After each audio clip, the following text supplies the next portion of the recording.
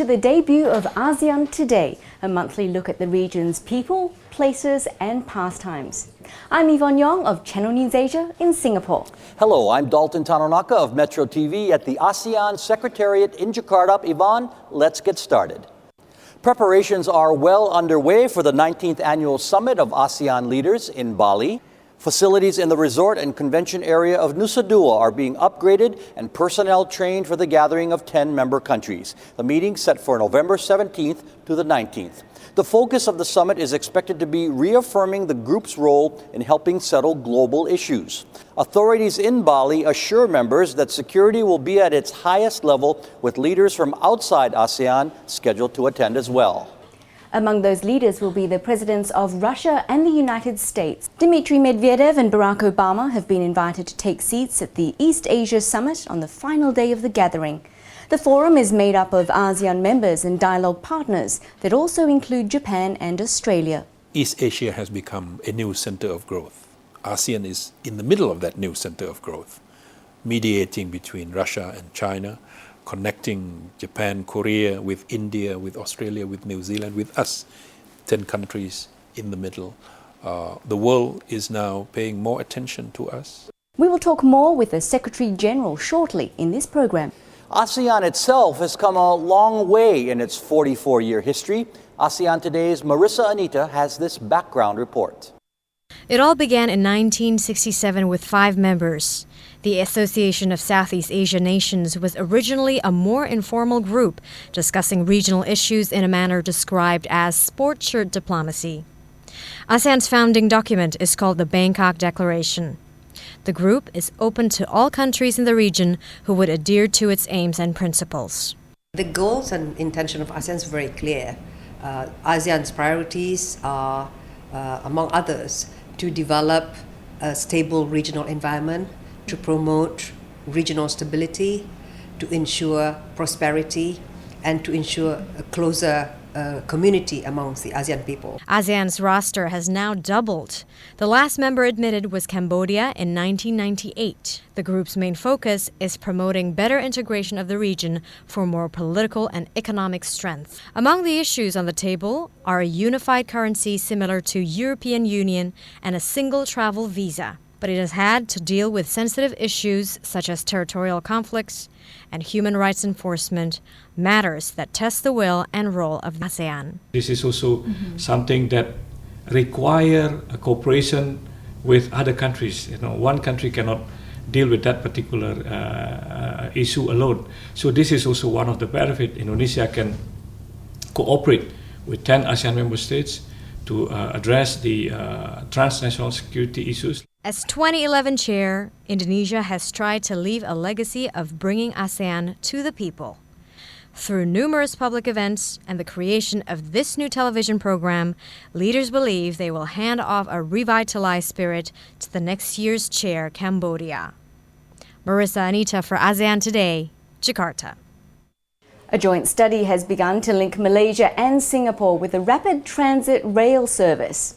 The system would better connect Malaysia's Johor Bahru state with Singapore, easing traffic congestion on the existing causeway. An estimated 100,000 motorists make the daily commute. Malaysia's Transport Minister Kong Chow Ha says the study would take at least 6 months, looking into issues such as the type of system and station sites. The proposal is part of a land swap agreement signed last year. Transit of another kind began here in Jakarta with a final stop in Bangkok. 28 teams set off on October 16th in the first ASEAN Rickshaw Run. Sponsors of the motorized vehicles are helping to raise money for reforestation efforts in the region. From Jakarta, the caravan heads to Sumatra, then Malaysia and Thailand. The entire journey covering 3,000 kilometers. At least 350 million people in the ASEAN region depend on forest resources for income and subsistence. Coffee has been grown in Laos for nearly a century, but decades of conflict and heavy bombing during the Vietnam War nearly wiped out the industry. But producers are restoring the country's place in the coffee growing world, as ASEAN Today's Tommy Chokro reports. For many, there's nothing quite like a cup of freshly ground roasted coffee. Here in Laos, coffee has played a large role in the country's agricultural history, first planted by French colonists in the early part of the 20th century. Growers are determined to make coffee production great again, and the president of the Laos Coffee Association says his product can stand up to the world's leaders. I want to be acknowledged as one of the best, alongside Colombia, Mexico. Neighboring Vietnam is the world's second biggest coffee exporter behind Brazil. Indonesia is number 5. Laos has yet to crack the top 10, but growers project tremendous opportunities for expansion.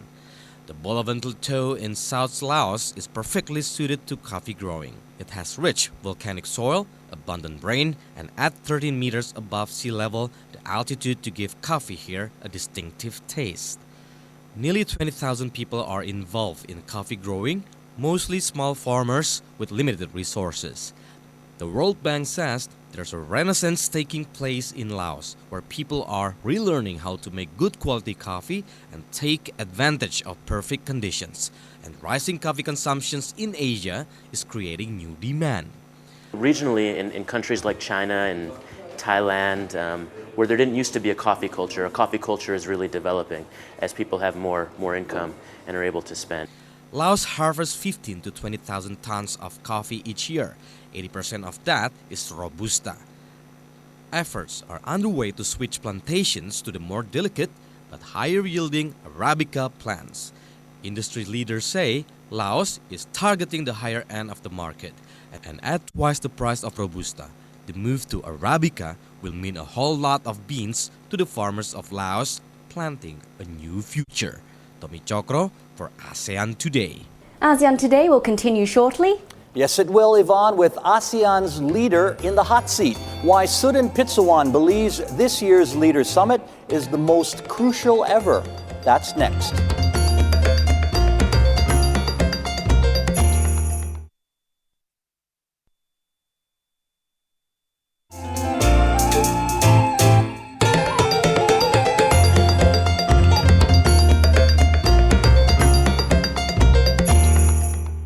You're watching ASEAN Today. I'm Yvonne Yong in Singapore. And I'm Dalton Tanonaka at the ASEAN Secretariat in Jakarta. And this is where a Harvard-educated former foreign minister of Thailand is headquartered. Sudin Pitsuwan has been ASEAN's Secretary General for 4 years now and says he's been working hard to make the group more people-oriented. He talked with ASEAN Today's Tasha Ludmilla about the upcoming Leaders Summit and the changes that he's overseen. I think I have done pretty well. I think the people of ASEAN, 600 million of them, have come to know ASEAN better. Not because of my effort totally, but because the Charter has provided that we will have to go out and we will have to have activities with, we'll have to engage with the various stakeholders of ASEAN. So we've been working very hard. Are the leaders prepared to take stronger positions on issues such as territorial and human rights? Well, I think ASEAN has come a long way to open up to issues that used to be forbidden, used to be outside of our deliberation. So the issues of political differences, issues of human rights, issue of democracy, because the Charter has spelled out very clearly that this is an organization that would pay respect to the principles of democracy and human rights. How crucial is this year's gathering in making ASEAN a truly credible and important voice in global affairs? It is extremely crucial, partly because it is under the Indonesian leadership, which has come up with a theme for the theme for the leadership, for the chair, ASEAN community in the global community of nations, taking ASEAN onto the global stage. And with the weight, with the recognition, with the expertise of Indonesia, 240 million people, the largest member of ASEAN, the largest economy of ASEAN, ASEAN and Indonesia are mutually beneficial, mutually supportive. And the fact that East Asia has become a new center of growth.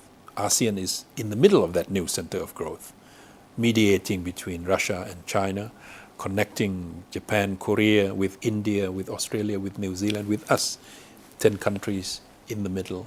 The world is now paying more attention to us. In your point of view, where is ASEAN still lacking or needs to get better at? Well, I think we need to be more effective in our cooperation and coordination among our own many elements. The private sector, I think they have to come in much more than this. We've been trying to open up space and invite them in. The media, I mean, you have to get involved more to bring the message, the dream, the vision of ASEAN to the people, more than has been the case. The academics have to do more research, more study, more investigation into the ways which ASEAN has been working, advise us how to improve in the way in which we do things. I think the youth and the women, will have to have more say, more sense of ownership, more participation. For those outside ASEAN, what can you say about those who have concern either visiting or investing in this region? Well, this region has come a long way since its inception in 1967. It has become very attractive to foreign investments. Last year, we doubled the volume of foreign investment coming into ASEAN. The year before, 2009, was only 36 billion US dollars. Last year, we got 75 billion US dollars, so more than double. Now, we will have to do more to encourage potential investors from outside, because this is going to be one market, integrated. You come, you invest in one country, you have the entire market of 600 million people, 10 economies. And our middle class is rising, our purchasing power is rising. The business community of the world is now looking into ASEAN, the business of ASEAN, the SMEs of ASEAN better pay attention, because the landscape is going to be filled before you know it. Where are your favorite places in ASEAN? I don't think anybody would contradict me if I would say Bali.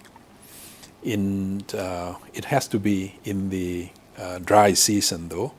I think July, August. I like parks, I like forests. I like big, deep forests. I like solitude. And what's your favorite food?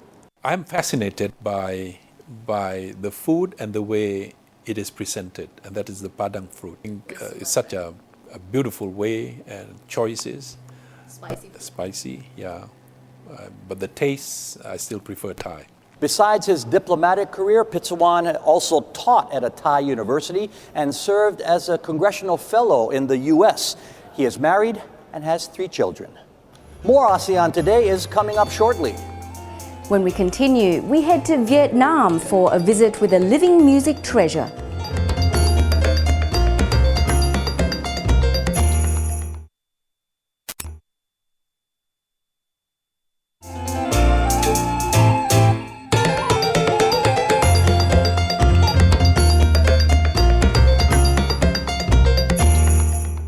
This is ASEAN Today, the monthly program on the world's most dynamic region.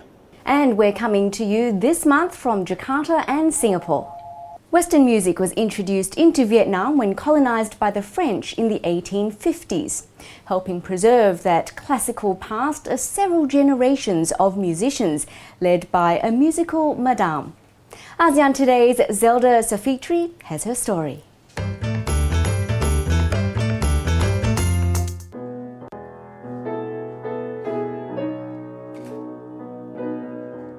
Old fingers work the piano keys with grace and skill. Hai Thi Lien is the matriarch of Vietnam's classical music movement. She began studying piano at the age of 4, becoming the country's first woman to graduate with an overseas music degree from the Prague Conservatory. But she also endures hardships, living through wars with France and the United States. Học sinh thì học 1 tiếng. Nếu mà cứ máy bay đến rồi ngừng thì là cái em đó thì bị thiệt thiệt thòi, sau lúc đầu sau có kẽn báo động, chúng tôi cứ tiếp tục vậy thì là ôi giời, bà con nông dân chửi ghê lắm. Now Madame Thai Thi Lien's legacy is carried on by her 3 children. Tang Thai Son became the first Asian to win the prestigious International Chopin Piano Competition in Poland. Daughter Tran Hu Ha graduated with a doctorate degree from Moscow's Tchaikovsky Conservatory and is now the head of the Hanoi Music Academy. And youngest son Tran Tan Bin designed an 800-seat concert hall specifically honoring his mother's cultural contributions. Zelda Safitri, ASEAN Today. Here are some events on the ASEAN calendar. A balloon festival is set for November 4th through the 10th in Tangi, Myanmar. Fireworks are also part of this party. In the Philippines, from November 3rd to the 5th, the Pinta Flores Festival in San Carlos City. The patron saint is honored with a musical pageant. And in Phuket, Thailand, the first week of November, beach volleyball at the Phuket Thailand Open on Karan Beach. It lies in the heart of the Coral Triangle, said to be home to the most marine diversity in the world. And that means spectacular sights above and below the water. ASEAN Today's Bulbar Ulrich takes us to Raja Ampat in eastern Indonesia.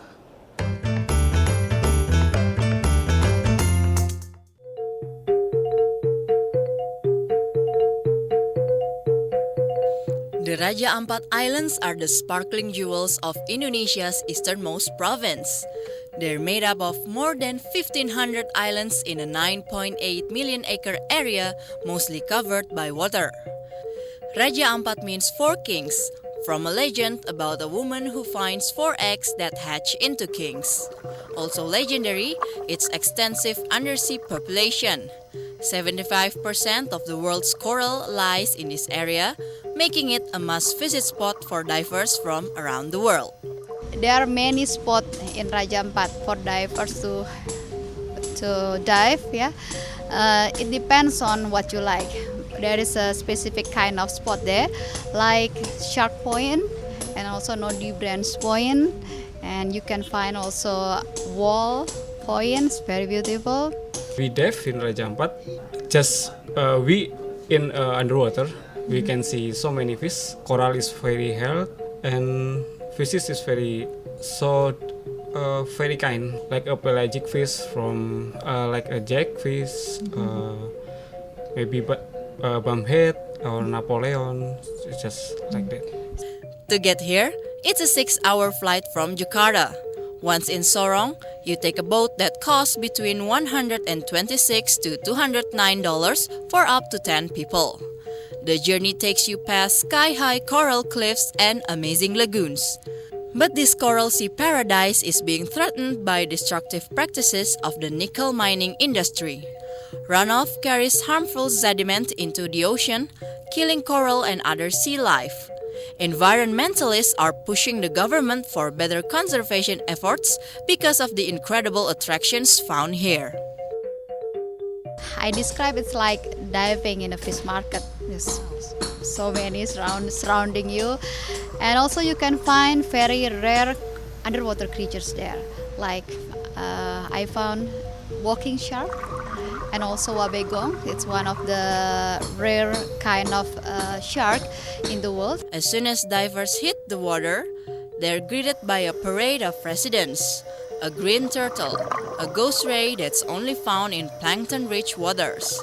When you add in the fields of coral beds and other inhabitants of this rich ecosystem, a visit to the 4 Kings is definitely a winning hand. Barbara Ulrich for ASEAN Today.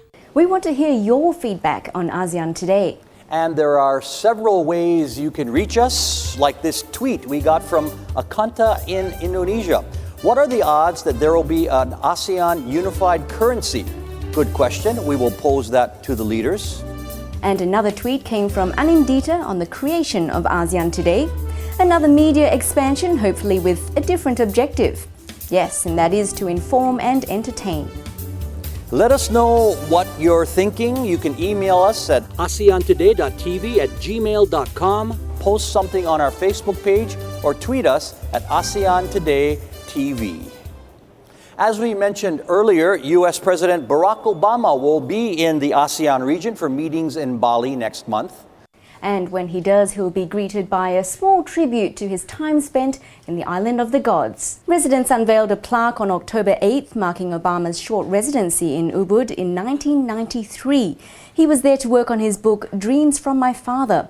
Most people know that Obama lived in Jakarta as a child. This marker will go up in a high-profile location to remind visitors of his other Indonesia home. And that's this month's edition of ASEAN Today. I'm Yvonne Yong of Channel News Asia in Singapore. Pleasure working with you, Yvonne. I'm Dalton Tanonaka of Metro TV in Jakarta. See you again next time.